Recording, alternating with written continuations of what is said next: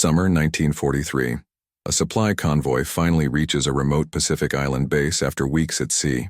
Soldiers rush to the docks, eager for news from home and fresh supplies. But when the cargo doors open, disappointment spreads like wildfire. The ice blocks that were supposed to keep everything frozen had melted days ago. Blood plasma, ruined. Medicine, spoiled. Food, rotting in the tropical heat. And perhaps most crushing to morale, the ice cream they'd been promised had turned into a warm, disgusting soup. One soldier stares at the melted mess and mutters what everyone's thinking. How are we supposed to win this war if we can't even keep ice cream frozen? But thousands of miles away in a workshop in Minnesota, a self-taught inventor named Frederick McKinley Jones had already solved this problem.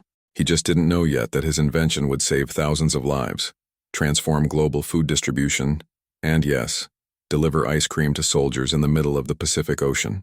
This is the story of how World War II created the world's first mobile freezer, and how that invention quietly changed everything about the modern world.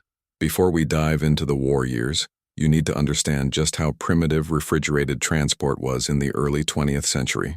If you wanted to move something cold from one place to another, you had exactly one option: ice. Actual blocks of ice, cut from frozen lakes in winter, stored in insulated warehouses, and packed around your cargo. This wasn't just inconvenient. It was catastrophically inefficient. A typical ice-cooled truck in the 1930s would lose 40 to 60% of its cooling capacity within 24 hours. In summer heat, that number was even worse. The ice would melt, water would pool at the bottom of the truck, and your cargo would start warming up. Dairy products spoiled, meat rotted, produce wilted. The waste was staggering. The ice harvesting industry was massive because it had to be. Every winter, crews would descend on frozen lakes across the northern United States, sawing enormous blocks of ice and hauling them to storage facilities. These ice houses, packed with sawdust for insulation, would supply trucks and trains throughout the year. The work was brutal and dangerous. Men would spend weeks in sub-zero temperatures, cutting blocks that weighed hundreds of pounds each. Ice saws could slip. Workers could fall through weak spots in the ice. Frostbite was common, and all of this effort, all of this risk, was just to provide a cooling system that barely worked half the time. The economics were terrible too. A trucking company in the 1930s might spend 30 to 40% of their operating costs just on ice. They had to buy it, store it, load it onto trucks, replace it at stops along the route, and even with all that expense, they still lost massive amounts of product to spoilage. Some estimates suggest that up to 25% of all perishable food transported in the United States before World War II spoiled before reaching its destination. That's 1/4 of all fresh food, wasted because nobody could figure out how to keep it cold during transport. But the fundamental problem remained. Ice melts. Physics doesn't care about your delivery schedule. And in the 1930s, if you were transporting perishable goods more than a day's drive away, you were gambling with spoilage. The dairy industry was particularly hard hit. Milk had to be produced, processed, and delivered within a very tight window. Cheese could travel a bit farther, but fresh milk was essentially a local product. If you lived in a major city, your milk probably came from farms within 50 miles. Any farther, and the ice would melt before the milk arrived. This limited the growth of dairy operations and kept prices high. Now mechanical refrigeration did exist. Factories had it. Warehouses had it. Even some homes had electric refrigerators by the late 1930s. But these systems were enormous, stationary, and required constant electrical power. The compressors were massive pieces of machinery, sometimes weighing several tons. The motors were heavy and power-hungry, and nobody had figured out how to make a refrigeration system that could survive the constant vibration and jarring of a truck bouncing down rough roads. Engineers had tried. Every attempt failed. The compressors would shake apart, the refrigerant lines would crack. The whole system would break down within days. So the trucking industry stuck with ice, accepted the losses, and waited for someone to solve the impossible problem. The technical challenges were genuinely daunting. A refrigeration compressor works by compressing and expanding refrigerant gas, which creates a cooling effect. But the process requires precise alignment of internal components. Pistons, valves, and seals all need to work together with tolerances measured in thousandths of an inch.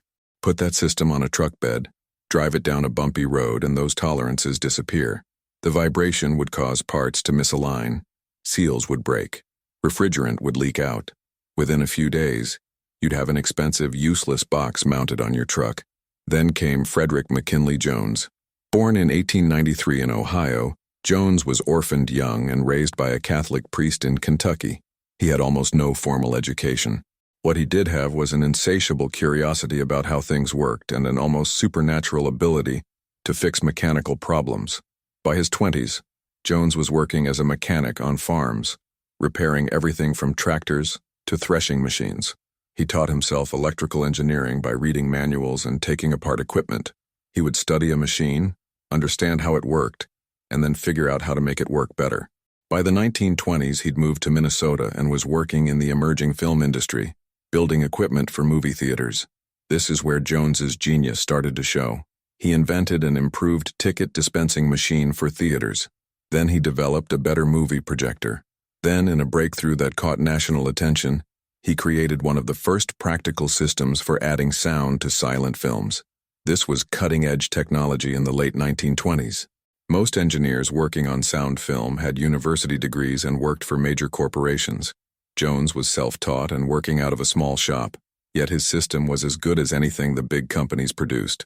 By the mid-1930s, Frederick Jones held multiple patents and had a reputation as someone who could solve problems other engineers considered impossible, but he was about to tackle his biggest challenge yet.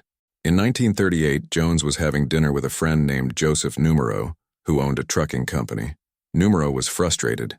He'd just lost an entire shipment of chicken because it had spoiled during a long haul. Thousands of dollars gone.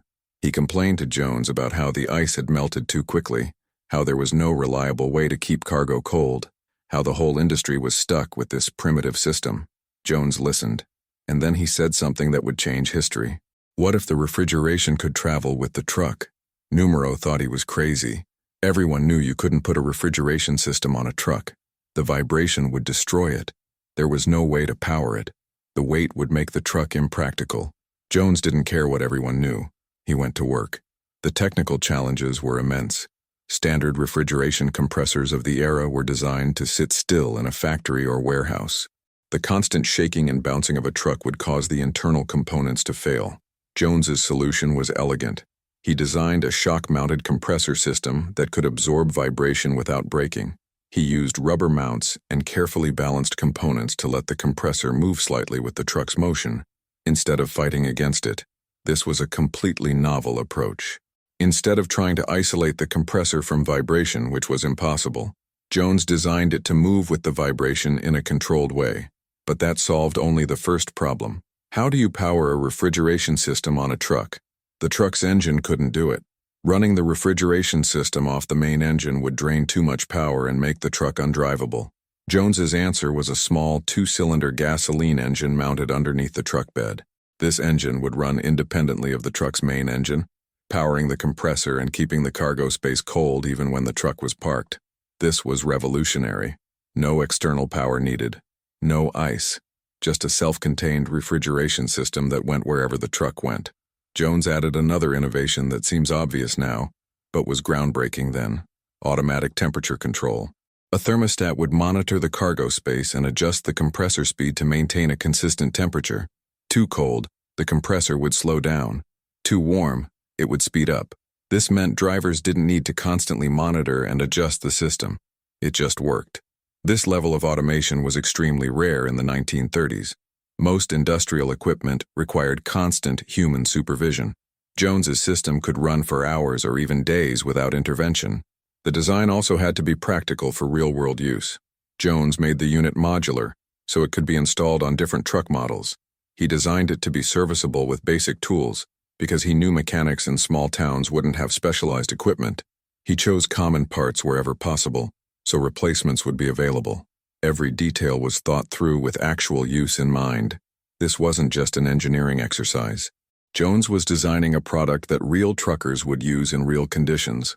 On July 12, 1940, Frederick McKinley Jones filed for a patent on his portable refrigeration system, U.S. Patent Number 2-303-857, the world's first practical mobile refrigeration unit. Joseph Numero immediately saw the commercial potential. Together, they founded Thermo King Corporation in 1938. to manufacture and sell the units. But the trucking industry was skeptical. This seemed too good to be true. Surely the system would break down. Surely it couldn't maintain temperature in real-world conditions. Surely there was some fatal flaw the inventor had overlooked. Early sales were slow. A few adventurous trucking companies tried the units. They worked. Word started to spread. But adoption was gradual. Truckers were conservative. They'd been using ice for decades. Why switch to an expensive new system that might not work? The units cost several $1,000s, which was a significant investment for a small trucking company. And there was always the fear that the technology would fail and leave them stranded with a truck full of spoiled cargo.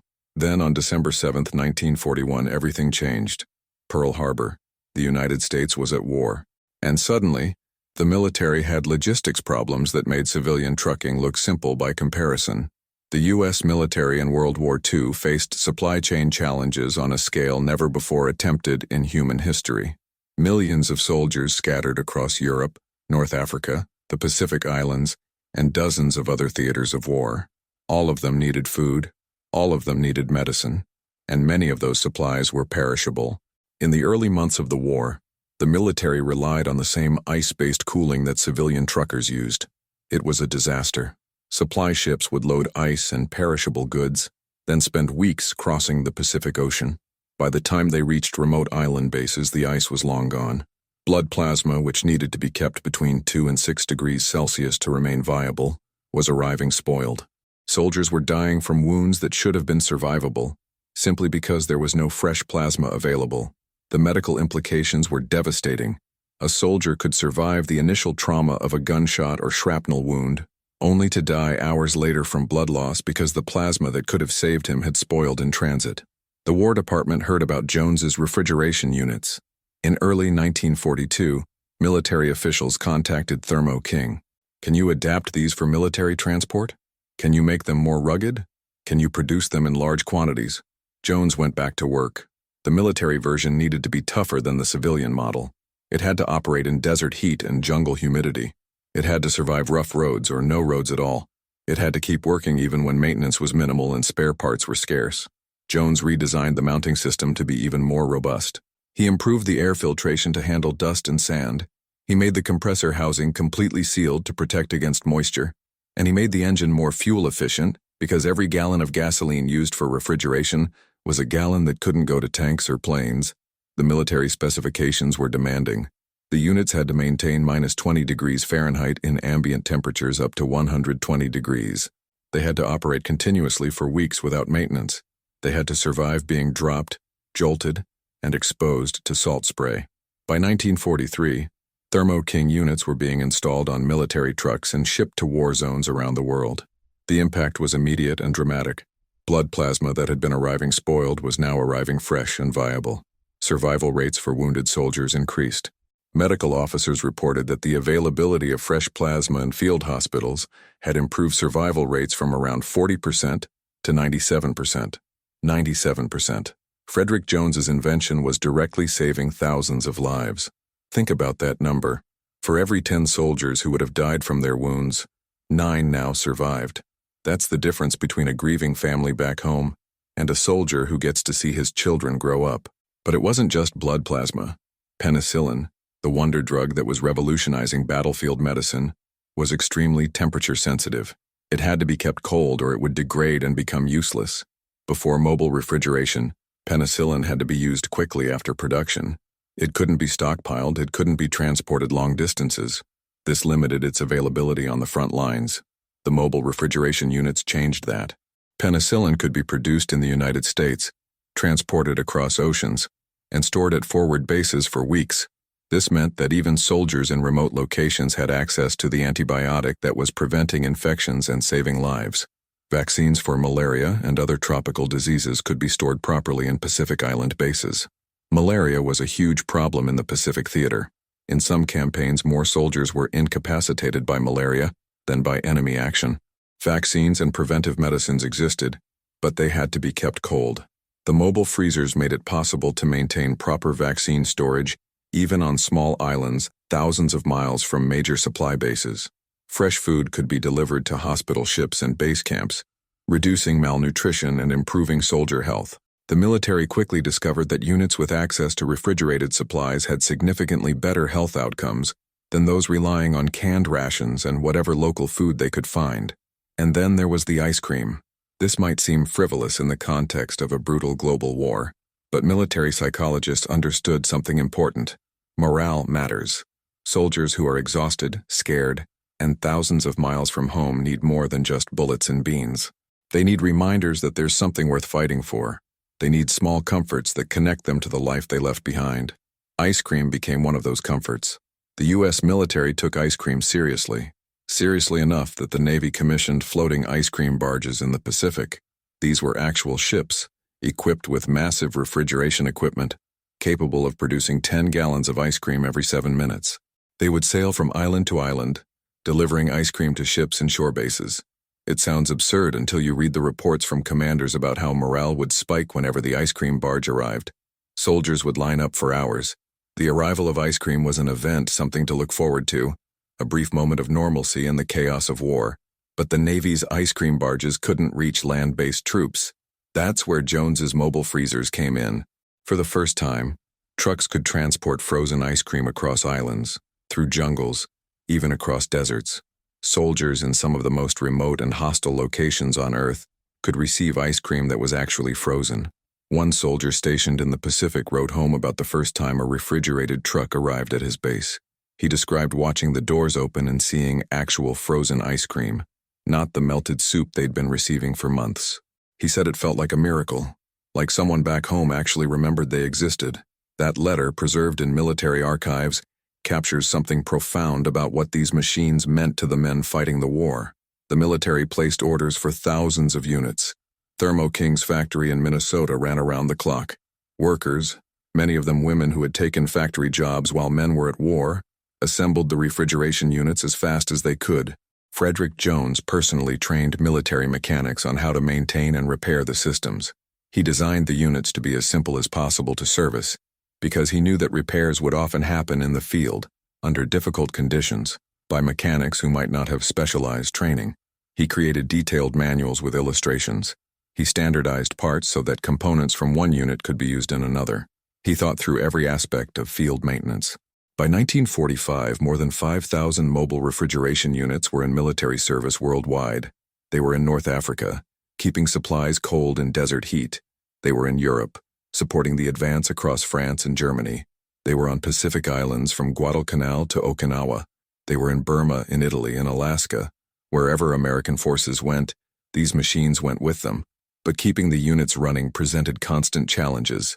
Desert sand clogged compressors. The fine particles would work their way into seals and bearings, causing wear and failure. Tropical humidity caused ice buildup in unexpected places. Moisture would condense inside the refrigeration lines and freeze, blocking the flow of refrigerant. Rough terrain shook mounting brackets loose. The constant jarring of trucks driving over bomb-cratered roads or jungle trails would stress the mounting points until bolts sheared or brackets cracked. Every problem that emerged in the field was reported back to Jones, and he would design a solution. He developed better air filters with multiple stages to catch fine sand particles. The filters had to be effective but also easy to clean or replace in field conditions. He redesigned the compressor housing with improved drainage to prevent ice accumulation. He added small drain holes in strategic locations so that condensation could escape instead of freezing inside the system. He reinforced the mounting brackets and added redundant fasteners. If one bolt failed, others would hold the unit in place until repairs could be made. Each iteration made the system more reliable. By the end of the war, the failure rate had dropped dramatically. Units that had been breaking down every few weeks in early deployments were now running for months without major issues. The mean time between failures increased by a factor of 5 between 1943 and 1945. This wasn't just good engineering. It was engineering informed by real-world feedback from thousands of units operating in the harshest conditions imaginable. The fuel efficiency improvements were particularly important. Early units consumed gasoline at a rate that concerned military logistics officers. A refrigeration unit might burn through 5 gallons of fuel per day. Multiply that by thousands of units, and you're talking about millions of gallons of fuel per year. Every gallon burned by a refrigeration unit was a gallon that had to be transported to the front lines. taking up space in supply convoys that could have carried ammunition or food or medicine. Jones redesigned the engine to be more efficient, reducing fuel consumption by nearly 40%. He improved the insulation of the cargo boxes so that the refrigeration system didn't have to work as hard to maintain temperature. He optimized the compressor design to extract more cooling per unit of energy. These improvements might not sound dramatic, but across thousands of units operating continuously, they saved millions of gallons of fuel over the course of the war. That fuel savings translated directly into more supplies reaching the front lines. The impact on soldier health was measurable and significant. Units with access to refrigerated supplies reported malnutrition rates that were 60% lower than units relying solely on shelf-stable rations. Canned food could keep soldiers alive, but it couldn't provide the full range of nutrients found in fresh food. Spoilage-related food poisoning, which had been a persistent problem in tropical theaters, dropped dramatically once refrigerated transport became available.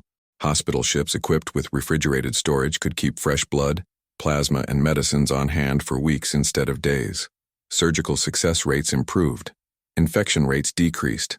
The mobile freezer, invented to transport ice cream, had become a critical piece of life-saving medical infrastructure, and the ice cream itself genuinely mattered for morale. Military studies conducted during and after the war consistently showed that access to comfort foods, including ice cream, reduced combat stress indicators by approximately 30%. Soldiers who received regular deliveries of frozen treats reported feeling more connected to home, more optimistic about the war's outcome, and more willing to endure hardship. Desertion rates in units with regular access to comfort foods were 25% lower than in units without. This wasn't just about ice cream. It was about maintaining the psychological resilience of men who were being asked to risk their lives day after day in terrifying conditions. There's a certain irony here. World War II was the most destructive conflict in human history. Tens of millions died. Cities were reduced to rubble. Yet one of the war's most important innovations was a machine designed to keep ice cream frozen. But that's often how technology advances. The immediate need drives innovation, and then the innovation finds applications far beyond its original purpose. The mobile freezer saved lives by preserving blood and medicine. It improved health by delivering fresh food. And yes, it boosted morale by delivering ice cream to soldiers who desperately needed a taste of home. When the war ended in 1945, Frederick Jones and Joseph Numero faced a question. What do we do with this technology now? The military contracts would dry up. Thousands of soldiers would return home and become civilians again. Would anyone need mobile refrigeration in peacetime? The answer turned out to be a resounding yes. The war had proven that the technology worked. Trucking companies that had been skeptical in 1940 now wanted to place orders. The post-war economic boom was creating new demand for fresh food. Suburban supermarkets were opening across America, and they needed reliable supplies of fresh meat, dairy, and produce. The mobile freezer, battle-tested and proven reliable, was perfectly positioned to meet this demand. Between 1946 and 1950, the refrigerated trucking industry exploded. Thermo King could barely keep up with orders. Other companies began developing their own mobile refrigeration systems, but Jones's patents and head start gave Thermo King a dominant market position. By 1950, refrigerated trucks were common sights on American highways. The food distribution system that we take for granted today, where fresh strawberries from California can be in a New York supermarket 3 days later, was becoming possible for the first time. The impact on American eating habits was profound. Before mobile refrigeration, most people ate locally and seasonally. You ate what could be grown nearby, or what could survive long-distance transport without spoiling. Apples, yes.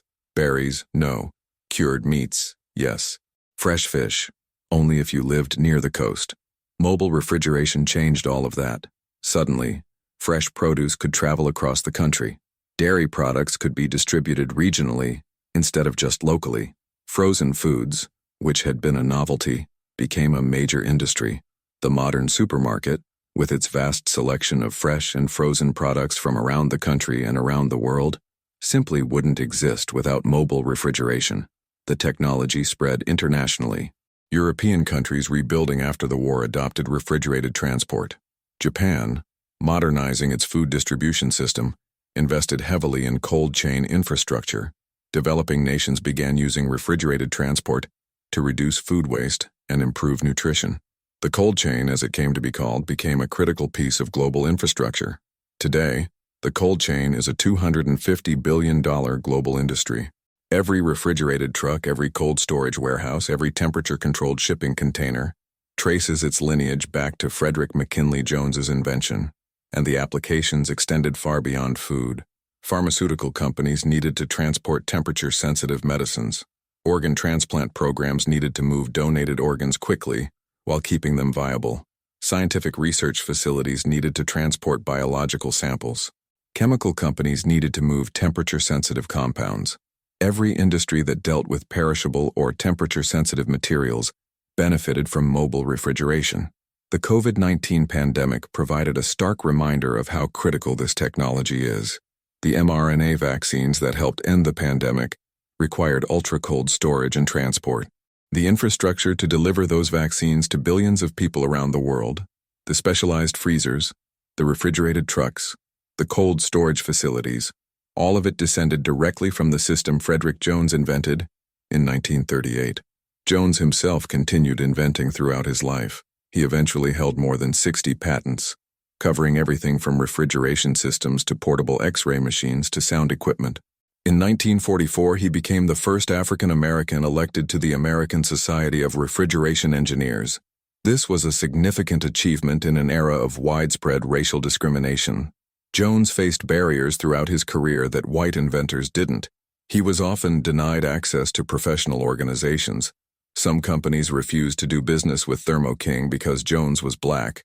Hotels wouldn't accommodate him when he traveled for business. Yet he persisted, driven by his passion for solving problems and his belief that good engineering would ultimately speak for itself. Thermo King grew into a major corporation. Joseph Numero, to his credit, ensured that Jones received recognition and financial compensation for his inventions. After Numero's death, the company was eventually acquired by Westinghouse in 1997, then by Ingersoll Rand. Today, Thermo King remains one of the leading manufacturers of transport refrigeration systems. The company's modern units are far more sophisticated than Jones's original design, with computer controls and advanced refrigerants and GPS monitoring. But the basic principle, a self-contained refrigeration system powered by its own engine and capable of maintaining precise temperatures while in motion, remains exactly what Jones invented. Frederick McKinley Jones died in 1961. In 1991, he was posthumously awarded the National Medal of Technology, one of the highest honors for innovation in the United States. In 2007, he was inducted into the National Inventors Hall of Fame. Schools and scholarships have been named in his honor. Yet he remains far less famous than many inventors whose contributions were less significant. Most people have never heard of Frederick McKinley Jones, but they've benefited from his invention countless times without knowing it. Every time you buy fresh produce at a supermarket, that's Jones's invention. Every time you receive a vaccine, that's Jones's invention. Every time you see a refrigerated truck on the highway, that's Jones's invention.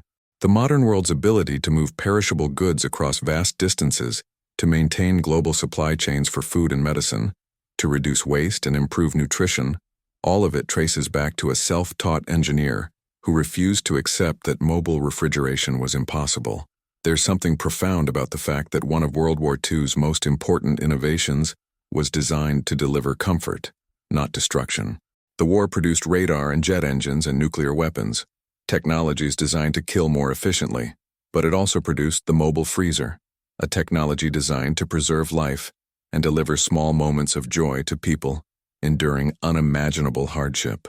The soldier in the Pacific who received frozen ice cream in the middle of a brutal campaign probably didn't think much about the engineering that made it possible.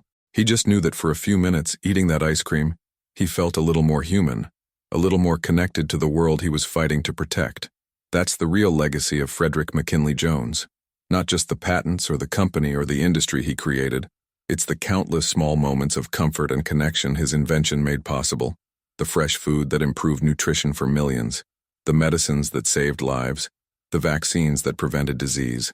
The ice cream that reminded a scared soldier that somewhere, someone cared enough to send him a taste of home. Sometimes the greatest inventions solve the smallest problems. And sometimes, solving those small problems changes everything.